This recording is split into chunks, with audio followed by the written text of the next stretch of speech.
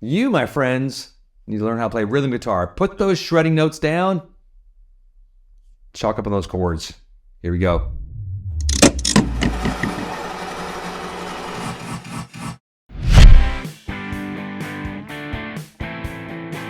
Hey, it's me, Baxter and Jonathan. at Casino Guitars. Once again, click like, subscribe. Hit the old bell. If you would like to see some more of this riveting, exciting content on us telling you what you have to do, it's like being married. Yeah. Like, but with hairy, gross. Just do it. Men. That need help. Okay, so everyone that learns guitar wants to play the solos. Yes. We all know. I work on solos all the time. I love it. It's fun. I'm trying to rip off Joe Bonamassa. I'm trying to rip off these things and playing Trey Anastasio licks. Like, learn this little thing, because that's it. That's all. They are sweet fish riffs. Just shut your face. No, I mean, You've never seen Fish live, have you? no, I haven't. Okay. Yeah. I mean, I should. I would look to go. Actually, yeah. Actually. I'd say we need a time machine though. I think like the 90s is when you need to see them. That's true. They're cool now. They're still pretty amazing. Everything's just See slower. Go see widespread painting though. yeah, it's just different. I feel like people morph into widespread later. Anyway, Yeah, that's true. like so it's a thing that we deal with all the students we ever worked with when we were young bucks teaching 80 hours a week. Everyone wants to play the solos. Everyone wants to be Slash. That's true. No one wants to be Izzy. It's now if you talk to most session players, most commercial artists, most commercial recording artists, as far as like actual commercials, I used to do Carnival Cruise Line commercials. I think playing guitar on those little fun known facts. And I played a few of those and some other like animations your kids or you have probably watched if you're old enough or young enough. But it's most of the work you do is rhythm. Yes. So Jonathan, when you play a show, what is the percentage of rhythm to the solo, bro? My shows don't count. I don't do rhythm. No, Yeah, you do. It's still. I mean, God, it's still like on the most extreme. I mean, the most extreme. It's still probably 90 to 10%. I know, like, and even when you're hired on as a hired gun, which he does quite a bit, so much. he's doing rhythm, and like even like the lead parts are built within the rhythm. They're the rhythm. Like when I go play for my friend Robbie, like I never ever play. Like he's such a good acoustic guitar player. He takes up a lot of space. So I don't ever, and I mean that in a very good way. That made me happy. I took it all the wrong way. He plays. I'm thinking like He Brent Fraser. carries the rhythm. Like, Not like that. get out of my spotlight. But so like I play rhythm, but it's very 2 or 3 notes at a time. Right. But it's still rhythm. It's not like, I can't be like get in the way. I'm not soloing over him singing, right? So yeah, it's like 3% lead. Well, that's what we were talking about that too. Like as far as like once you learn some basic rhythm things, then you can really start developing your own rhythm style. Yes. And that's a huge, because you and I are polar opposites on how we handle rhythm things. A lot. We do similar things, like with our little sixths, like, jumps and whatnot. Yeah. But in general, it's like we sonically fill up space differently. Yes. Like one is right and one is like how you do it. That was fun to say. So mean. I'm such a mean person. No, but it's fun because like whenever I hear Johnny doing his like rhythm fills, I'm like, it's so Johnny. Right. Then I have my little things that are so Baxter. Baxter, yeah. And it's cool, like, and you don't realize it until later in your life as a more mature player that most of what I'm doing is playing rhythm. Yes. And I really enjoy it. Because if you're playing solos all the time, you're kind of a wanker. Yeah. You're a wanker. If you're in a band that somebody's singing and you're soloing, wank. You're wanking on top of their voice. So don't do it. No, I mean, this is probably true for you. The older that I get, the more I find that I want to play things that just, they just sound nice when it's just me. Are you saying I'm older? I'm counting us both. No. I just mean, No, it is. It's true. like, it used to be all about, like every time. Right now, it's more like what sounds cool. Or like maybe, I've tried some little like chord melody things that I, are hard and I can't do. But No. that's what appeals to me more and more. Well, when I go back to my root, it's funny because one of the first most inspirational artists to me was Tito Jackson of the infamous Jackson 5. Now, I'm not kidding. I know you're not, because I've heard this story. I remember buying the Jackson 5 CD, like with my own money for my first CD I ever bought. Right. And I was learning that music. I learned how to dance as I was playing it. And I found out later that he wasn't playing all the parts, I guess, but on the studio, I don't. Tell me your dad was really into like R&B and that kind of stuff too. Yeah, well, I started off on cello. Okay. And then my dad noticed I was always picking out like, Otis Redding and James Brown riffs instead of like Temptations and Benny King, anything like R&B. Like I just loved American R&B, and I was always like Benny King. Like I was like, oh yeah, Dad's like, yeah. Why is he playing that girl instrument? He didn't get him. It's a guy in red bass, and it wasn't a real branded bass. It was something. I still have it somewhere, and I had a Gorilla bass amp. I still have that. That was it's a empty studio. It's insane that you still have that. It's awesome, but it's insane. Somebody wanted to buy it. I was like, I can't sell it. I mean, I think that was anyway. But I grew up loving rhythm. I can still hear that when you play rhythm, though, and I can hear those sort of R&B things. It's really cool that you sort of integrate. But then I sort of like, as I grew as my own guitar player, I sort of got in that sort of, I don't know, not edge world, but like I like the sort of sonic paintings of like Sigur Rós and just like sort of subtle little colorations that you add in there.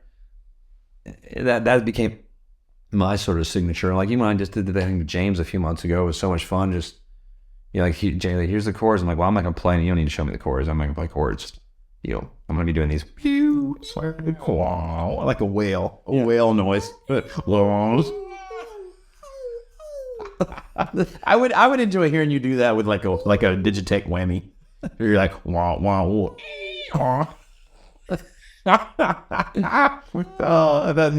Oh, I can't wait to see Brian Bonds and just like give him trash this weekend too. It's gonna be so fun. It's something. We're gonna make him do something stupid. Yeah. I don't know what you gotta make him do something. Yeah, we have to. Absolutely. We can just not let him talk. It's fine. I don't want him to talk. I don't want to hear a word out of his mouth. He has a voice that sounds kind of like this. His wife, like Mrs. Bonds, is like, God, I wish. And she's so beautiful. I was like, I wish he didn't sound that way. But he goes, what do you gotta do? Sorry, I'm getting distracted. Okay, so when you're learning rhythm, I think it's vital to start with some of those old school like R&B stuff. Oh yeah, like, good stuff. Because you're so based in that too. That because you feel when you're doing your own acoustic stuff, you fill up so much space. I think that's where it comes from. And it's so cool though. Like, you're trying to be. You're the band. Yes.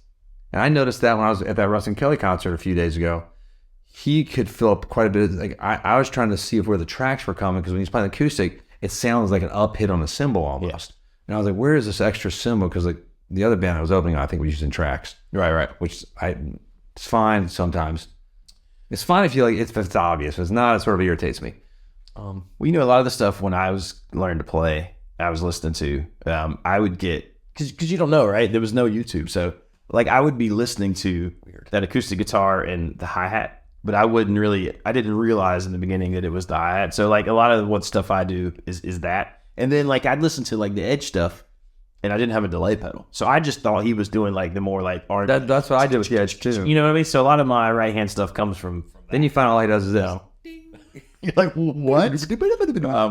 It's hard to do that though. You have to be very restrained to do it like the edge. I mean, I know we're players across the country. No, but we're big Edge fans. I love them. We're like, we really are. Like, I like how Cole plays guitar player, colors like and creates his little parts on it. I love that type of. I'm a big fan of all the Icelandic, sort of experimental music from Sigur Rós to Bjork's works, and it's just something that so many guitar players just forget to spend time and study, and again develop your own style doing.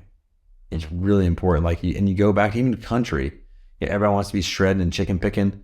Man, like you got you gotta learn those little. The rhythm to me is as hard or harder, especially doing it is one thing, but to do it authentically, right, and to do it like the way those guys do it, where it's seamless and you can do it over every chord is just.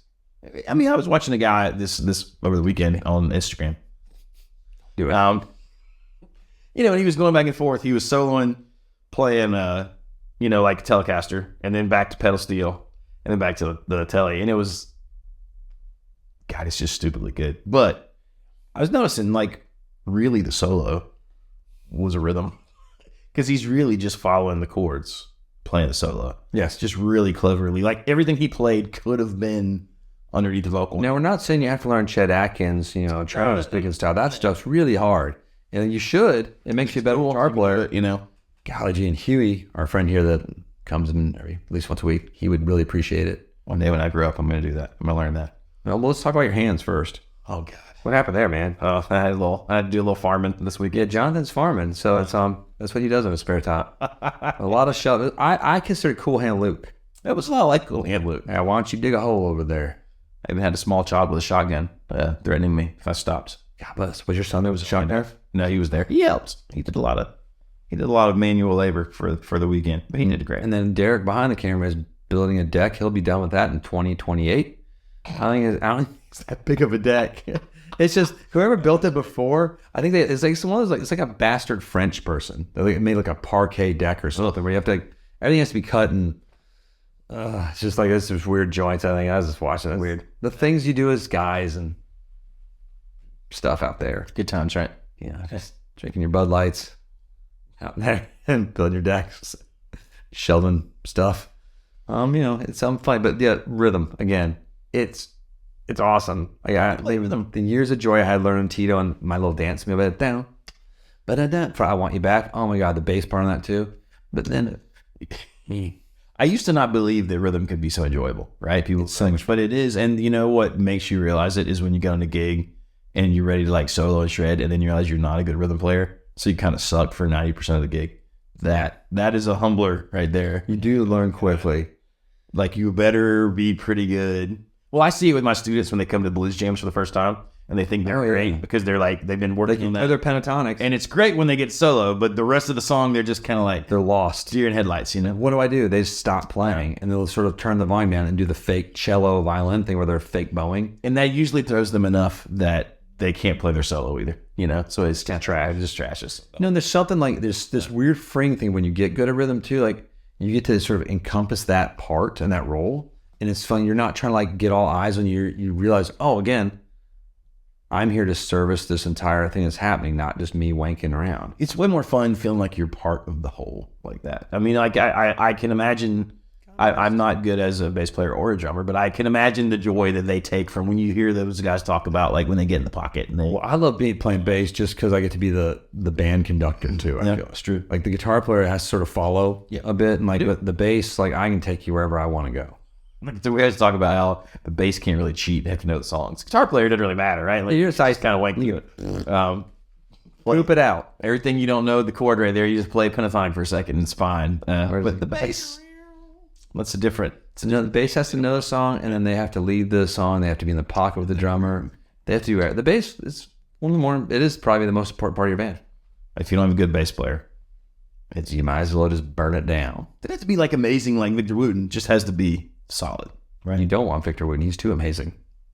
He's actually talked about that before, about how he wants gigs where he just plays like cool R&B stuff, but no one assumes that he wants to do that, so he gets passed over. Hired to do right with his 6-string bass, which looks like a waffle iron. Because I feel like he obviously can do all the crazy stuff, but I feel like he would be great at he is at just doing that. But yeah, well, there's a joy. It's a silent joy, and it's harder than it looks. That's why people still worship Keith Richards too. That's a good point. Yeah, not the greatest guitar player, but how many guitar solos? Like, it doesn't matter. It's like his rhythm is second to none. There's really only a handful of it where it's actually him soloing, right? Yeah, it's just his rhythm work is just amazing, and he's cool. His swag's all the riffs, right? Mm-hmm. And he'll smack you with that telly if you were off stage. I don't know if he'd do it anymore. I bet he would. I feel like that'd be a cool way for him and Mick Jagger to die. Like he just takes Mick out. The wires. Like he's telling a fan that's rushing Mick, and then like lightning hits at the same time, and they're not there anymore. Like they're gone. Just gone. It's like they've gone to the ethosphere of rock and roll. Like hanging out there with John Bonham, just like having to sing, Mick Fleetwood. They're all just like chilling out. It's like, yes, we've done our job. Peace be with you all. That's what they say. I'm okay with it. I love it. Hey, thanks for joining us. Play that rhythm. Have some fun. Enjoy your time with guitar too. That's true. It's a beautiful time out there. Life is short. Peace be with you. See you next time.